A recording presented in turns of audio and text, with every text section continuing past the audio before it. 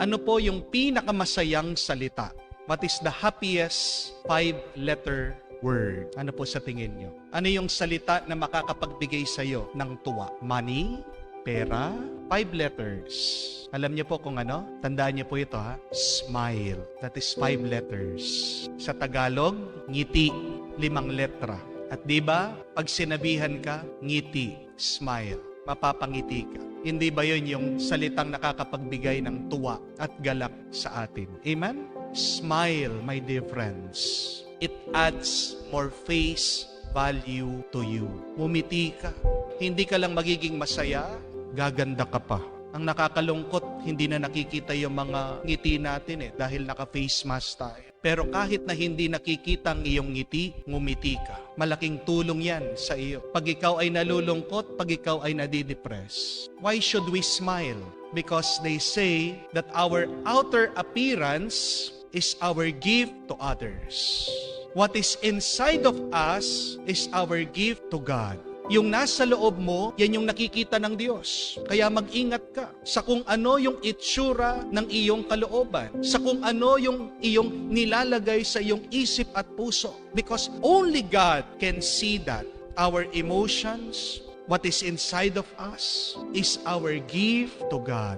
But what you show on your face, what you show on your actions, how you live your life, that is your gift to others. That is for others. Kaya, smile. Kung yan lang yung maibibigay mo sa iba, malaking bagay na yan. Hindi lang yan tulong sa iyo, tulong mo na rin sa iba. Because smiling is contagious. Happiness is viral. Kesa naman sa lungkot, depression, yung ating pinapakita at kinakalat. Please, be pleasant. Start with your smile. Bakit po ang ating Panginoon, nakita siya na napakaliwanag ng kanyang muka, ng kanyang pananamit? That is the smile of Jesus to the apostles, to the disciples, to all of us. Hindi natin makita yung nasa loob ng ating Panginoon Ang nakakakita lang nung nandun sa kanyang kalooban, yung kanyang Ama. Pero kahit sa ilang saglit lang, ipinakita niya ito sa atin. Para saan? Para tayo ay matuwa, para tayo ay magalak. Meron pong salita sa Old Testament in the Psalms saying, "May your face, O God, shine on us." Ano po yung ibig sabihin nun? Yung mga sinaunang tao na iintindihan po nila, yung mga salitang yon. Naway ang iyong muka, Panginoon, magliwanag sa amin. Anong ibig sabihin ng pagliliwanag ng muka ng Diyos sa tao? Sabi po nila, parang yung pagpapakita ng muka ng isang magulang sa kanyang anak. Pag nakita ng baby, ng sanggol ng anak, yung mukha ng kanyang magulang, ano yung mararamdaman ng bata? Di ba matutuwa siya? Kamukha po pag nilalaro natin yung mga bata, bulaga. Di ba? Itatago mo muna yung iyong mukha, bulaga. Pagkatapos magre-react yung bata, napakasaya, tuwang-tuwa, ngumingiti, humahalakha. That is what it means for God's face to shine on us. Pag nagliliwanag ang muka ng Diyos sa atin, ito'y nagbibigay ng tuwa at ng galak. At tayo din sana, bilang mga tagasunod ni Kristo, tayo din sana, bilang mga Kristiyano, sana tayo din ay maging nagliliwanag na muka ng Diyos, nagliliwanag na muka ni Kristo dito sa mundo. Does God's face shine on your face? Does your presence give joy and happiness to others? Kung hindi ka nakakapagbigay ng tuwa at galak sa iba, hindi ka nagiging tunay na tagasunod ni Kristo. Kung dahil sa iyo nalulungkot ang iba, kung dahil sa iyo nadidepress ang iba, mag-isip-isip ka. Suriin mong iyong sarili. You are not becoming a real follower of Christ. Kung nagliwanag yung muka, yung pangangatawan ng ating Panginoon, yan yung nagbigay ng pag-asa sa kanyang mga alagad at disipulo nung panahon na sila ay nalulungkot dahil pinako siya sa Kalbaryo. Sana kahit din po tayo, kahit sa ilang saglit lang, magbigay ka ng tuwa at pag-asa sa iba. How? It's very simple. Just smile. Umiti ka. Walang bayad yan. Amen? Magkano po ba yung ngiti nyo?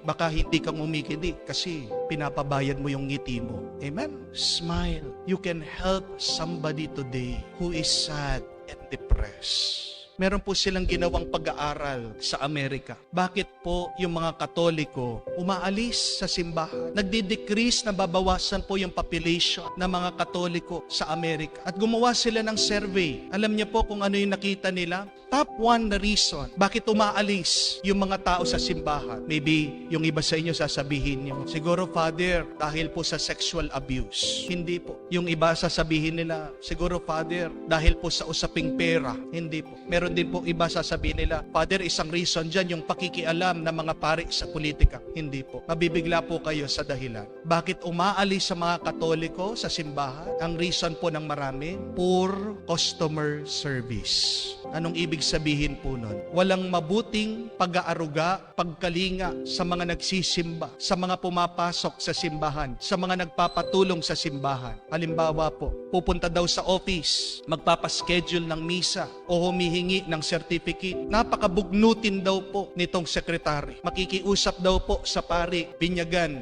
yung anak nila. Napakasungit ng pari, napakastrikto. Ayaw binyagan dahil diborsyada, hiwalay, o hindi pa kasal itong mga magulang. Pag umaalis sa simbahan, hindi naman po hinahanap, pinapabayaan lang. Yung po mga nagwe-welcome sa simbahan, hindi po very welcoming, hindi ngumingiti, nakasimangot, parang wala lang. Tapos nagchichismisan pa. Walang pagkalinga, walang pag-aruga. Yun po yung ibig sabihin ng poor customer service. Walang pakialam sa mga nagsisimba. Tingnan niyo po, napakalaking impact nun, no? Yung trato lang natin sa ibang tao. Kung mabuti yung trato mo sa kanila, abay mananatili yung mga yan. Hindi aalis yung mga yan. Pero kung masungit ka, bugnutin ka, masama ang iyong ugali, kahit na anong gawin mo, hindi mananatili yan, hindi mag-i-stay yan, aalis at aalis yan. Kaya nga po, gusto natin na magkaroon ng isang happy environment, welcoming environment, pleasing environment. Umpisan mo sa sarili mo. Be pleasant every day,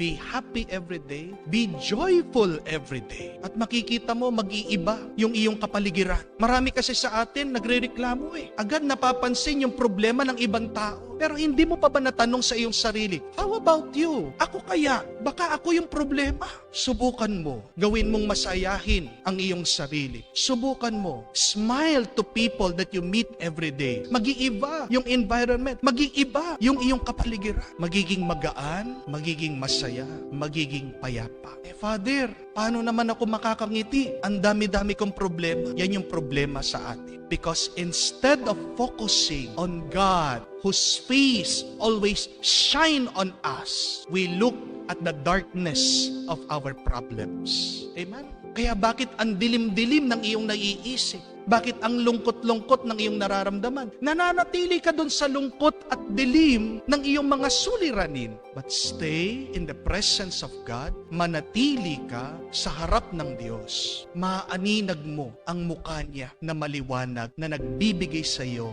ng tuwa at galak. Kaya nga, kakayanin mo rin ang maging masaya araw-araw.